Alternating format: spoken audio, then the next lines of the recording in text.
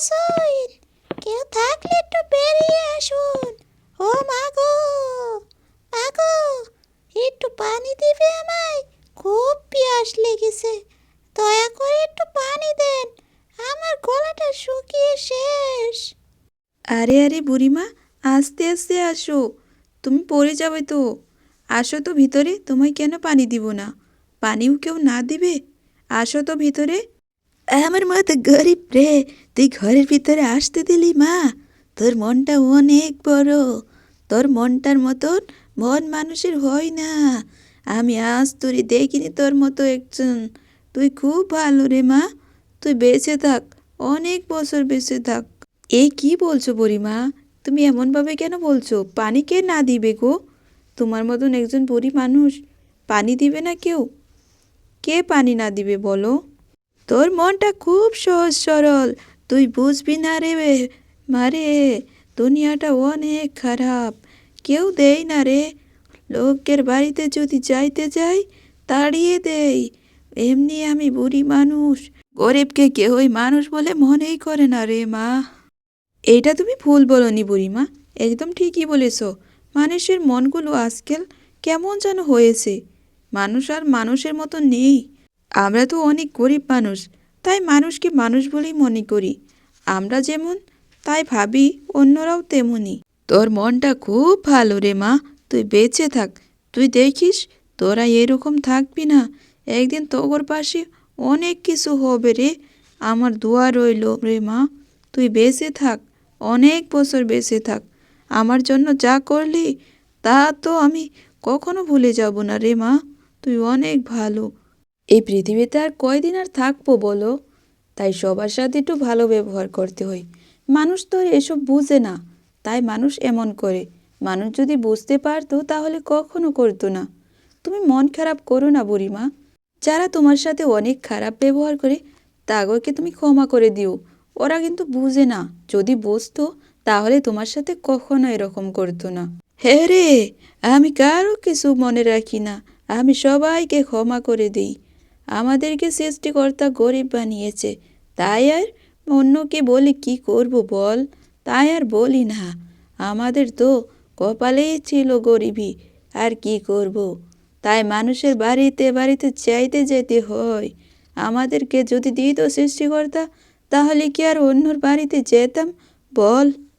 বুড়িমা, তুমি মন খারাপ করো না, একদিন সব কিছু ঠিক হয়ে যাবে। তুমি সৃষ্টিকর্তার উপর ভরসা করো, সব কিছু ঠিক করে দিবে ও। সৃষ্টিকর্তা সবাইকে পরীক্ষা করছে, আর আমরা কারা কারা পরীক্ষা দিতে পারবো সেটাই আসল কথা। তুমি এটা নিয়ে ভেবো না, মন খারাপ করো না গো। সৃষ্টিকর্তা তোকে অনেক বছর বাঁচিয়ে রাখুক। এই পৃথিবীতে যদি তোর মতো মানুষ হতো না, তাহলে আমাদের মতন গরিবদেরকে কেউ এমন অবহেলা করতো না রে। মারে, এখন আমি যাই, আমাকে অন্যর বাড়িতেও যেতে হবে। পেটের জ্বালা, বাড়িতে থাকতে পারি না রে মা, তাই অন্যর বাড়ি বাড়ি গিয়ে আমাকে খুঁজে খুঁজে খেতে হয় রে মা। এখন আমি চলি, আমার জন্য দোয়া করিস। বুড়িমা, আপনি আমার জন্য দোয়া করবেন, আর আপনার যদি কোনোদিন প্রয়োজন হয় আপনি আমার কাছে আসবেন, যতক্ষণ পারি দিব আপনাকে। দেখতে দেখতে আমার ছোট্ট ছোট্ট মুরগির বাচ্চাগুলো অনেক বড় হয়েছে।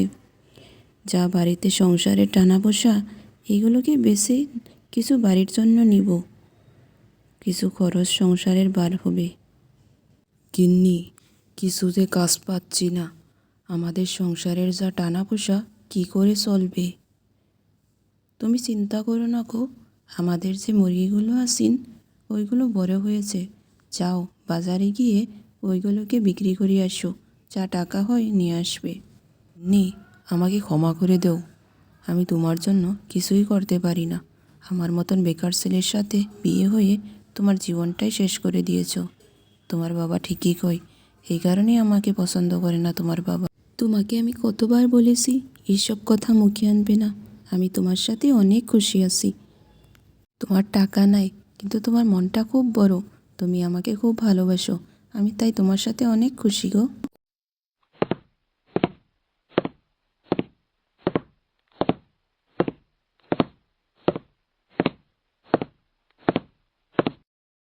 ও হাসান ভাই, কোথায় যাচ্ছেন? এই তো একটু নদীর পাশে যাচ্ছি মাছ আনতে। বউ অনেক দিন ধরে বায়না করছিল মাছ খাবে। এখন তো আর এইখানে মাছ পেতে পারি না, ওইখানে যাচ্ছি। অনেক দিন ধরে হাসনের বউ অনেক বায়না করছিল মাছ খাওয়ার জন্য, তাই আজকে হাসিন নদীর পাড় থেকে মাছ নিয়ে আসে। এই নাও, অনেক দিন ধরে বায়না করছিলে না মাছ খাবে মাছ খাবে, এই দেখো মনা ভরে তোমার জন্য মাছ নিয়ে এসেছি। তুমি দেখছি আজকে অনেকগুলো মাছ কিনে নিয়ে এসেছো, 2 মণা বাজার করে নিয়ে এসেছো। এত টাকা কোথায় পেলে আজকে তুমি? আরে টাকা নিয়ে ভেবো না, আমি এখান থেকে টাকা জোগাড় করে তোমার জন্য মাছ নিয়ে এসেছি। এখন যাও, রান্নাটা করে নেও। কাশেমের বউ অনেক দিন ধরে মাছ খায়নি, তাই আজকে মাছটি অনেক খুশি মনে রান্না করছিল। সংসারে টানা পয়সায় ভালো মন্দ কিছু খেতেই পারে না ওরা, তাই আজকে মাছগুলো দেখে ওরা তো অনেক খুশি। বাড়িতে কেউ আসুন, কেউ থাকলে একটু বেরিয়ে আসুন। আপনি এত ডাকাডাকি করছেন কেন? ঘরে থাকতে পারছি না আপনার ডাকের জন্য। উফ, কি জ্বালা! একটু দুপুরবেলা শুয়েও শান্তি নাই। ও মা গো, মা গো, একটু পানি দিবে আমায়? খুব পিয়াস লেগেছে, দয়া করে একটু পানি দেন, আমার গলাটা শুকিয়ে শেষ। কি? তোমার পানি পিয়াস লেগেছে আর বাড়ি পেলে না? আমার বড় বাড়িটা দেখার লগে লগে এসে গিয়েছে পানি খেতে না? ও, এইসব আমি সব বুঝি। পানি খাবে এখন, তারপর টাকা চাইবে। এক্ষুনি এখান থেকে বেরিয়ে যাও। এক্ষুনি বলছি না বেরিয়ে যেতে? যাও বলছি। আরে, আমি তোর বড় বাড়ি দেখিয়ে আসিনি, ওটো পিয়াস লেগেছিল তাই এসেছি। গলাটা শুকিয়ে গেছে তো, একটু পানি দিলে কমে যাবে না রে মা? আমাদের মতন গরিবকে একটু সহায় করবি। চলি রে মা, না দিলি থাক, ভালো থাক রে মা। বুড়ি মেয়েটির কথা শুনে অনেক বেশি কষ্ট পায় আর ওইখান থেকে মনটা ছোট করে চলে যায়। আজকে জানো কি হয়েছে? শুয়েছিলাম দুপুরবেলা, তখনই একটি ভিখারি কোত্থেকে জানি আসে আর এমন ডাকাডাকি করে আমার মাথাটা নষ্ট করে দিয়েছে। এগোর জন্য একটু দুপুরবেলা যে শুভ, তাও শান্তি নাই। তুমি তো সারাদিন অফিসে থাকো, আমার বাড়িতে সব জ্বালা হয়েছে। আচ্ছা রুমা, একটা বুড়োই তো, সামান্য কথা, এতে এত মন খারাপ করার কিছু নেই। আচ্ছা এখন আর মন খারাপ করো না তো, চলো একটু বাইরে থেকে খেয়ে আসি। তুমি তো বলবাই, তুমি আর কি বুঝো? সারাদিন থাকো অফিসে আর যত সব আমার। আমি আর গ্রামের বাড়িতে থাকবো না। চলো এখন আমরা শহরের বাড়িতে চলে যাই, আমাদের এখন টাকা হয়েছে। আচ্ছা ঠিক আছে, তাহলে আমরা কালে শহরের বাড়িতে চলে যাব। এখন তুমি খুশি তো? আমার কপালটা কিন্তু খুব ভালো, মানতে হবে।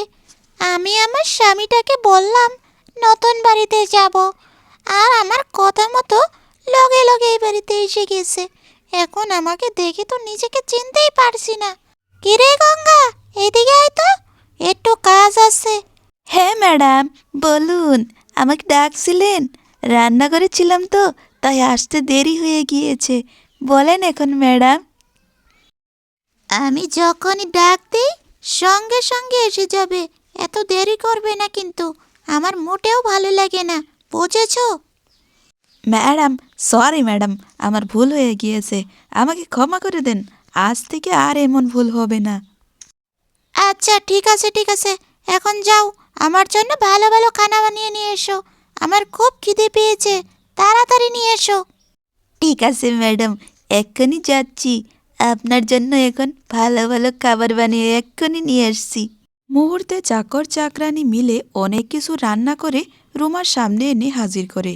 ম্যাডাম দেখুন, আপনার জন্য সাদা ভাত, পোলাও, লাড্ডু আর অনেক কিছু রান্না করেছি। খান, আপনি পেট ভরে খাবেন। আমি কি করে খাবো তুমি বলে দেবে? আমি পেট ভরে খাই আর মুখ ভরে খাই, এটা আমার কথা। বেশি কথা বলবে না, চাকর চাকরের মতো থাকো, ঠিক আছে? সরি ম্যাডাম, ভুল হয়ে গেছে, ক্ষমা করে দেন। আর করব না এমন। আপনি খান। ও মা, আমার একটা মোবাইল কিনে দিবে? আমার খুব ইচ্ছে করে গো। বাবাকে বলে একটা মোবাইল কিনে দাও না মা।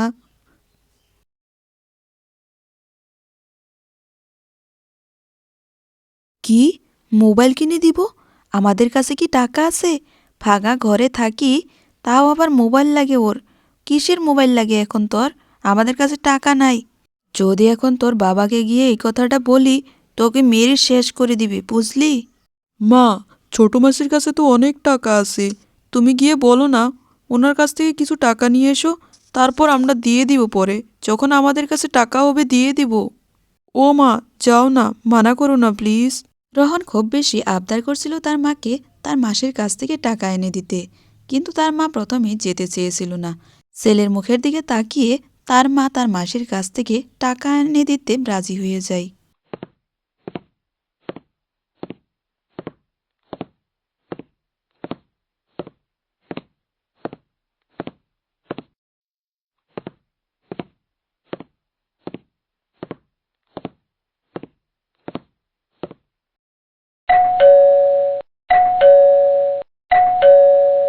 এই, তোমরা গিয়ে দেখো তো কে এসেছে।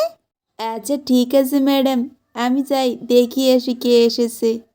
ওমার বাড়ির চাকরানি গিয়ে দরজাটা খোলে আর তার বোনকে নিয়ে এসে। ওমা, আমার বোন, কেমন আছস? তুই ভালো আছস? তোকে কত দিন হলো তোর মুখটা দেখিনি।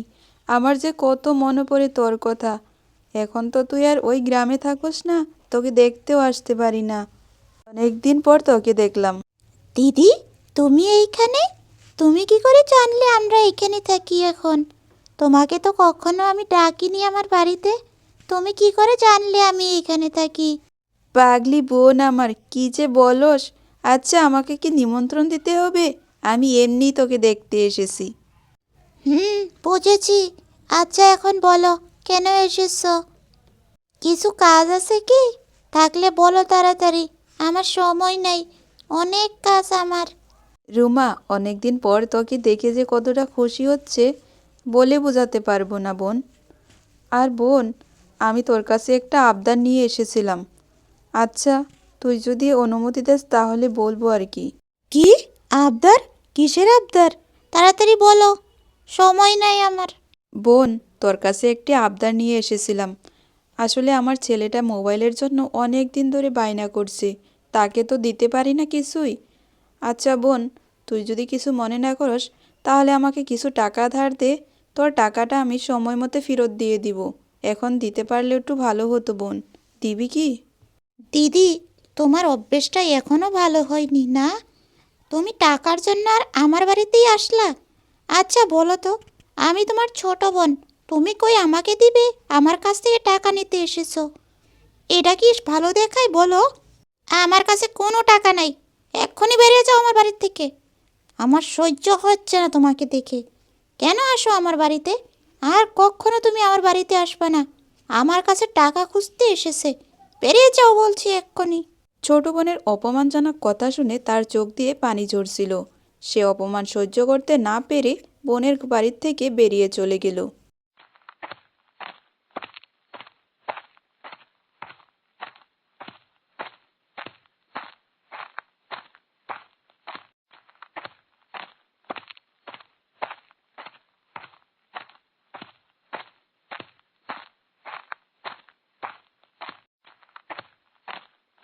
ছোট বোনের কাছ থেকে অনেক অপমান হয়ে এসে সে সব কিছু কথা তার স্বামীকে খুলে বলছিল।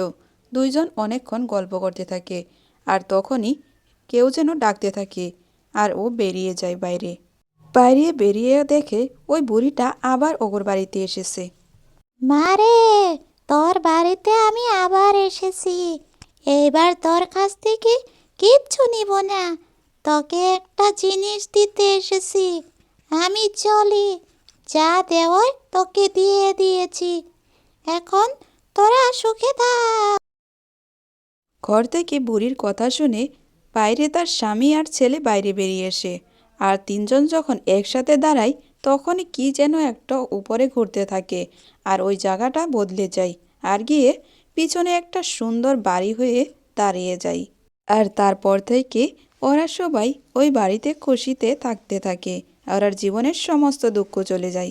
তার ছোট বোন অহংকারে সবসময় অনেক বেশি টাকা খরচ করত, আর এইগুলো করতে করতে একসময় ওর কাছ থেকে সমস্ত টাকা শেষ হয়ে যায়। আর তারপর সে অন্যর বাড়ি বাড়ি গিয়ে কাজ করতে থাকে। আর একদিন তার বোনের বাড়িতে সে যায়। তার বড় বোনের বাড়িতে গেলে ওরা তো ওকে খুব আদর যত্ন করে, আর তার বড় বোন তাকে ক্ষমা করে দেয়, তাকে অনেকগুলো লাড্ডু দেয় খাওয়ার জন্য। তারপর ওরা সবাই ভালোভাবে খুশিতে থাকতে থাকে। আপনারা আমার ইউটিউব চ্যানেলকে সাবস্ক্রাইব করবেন।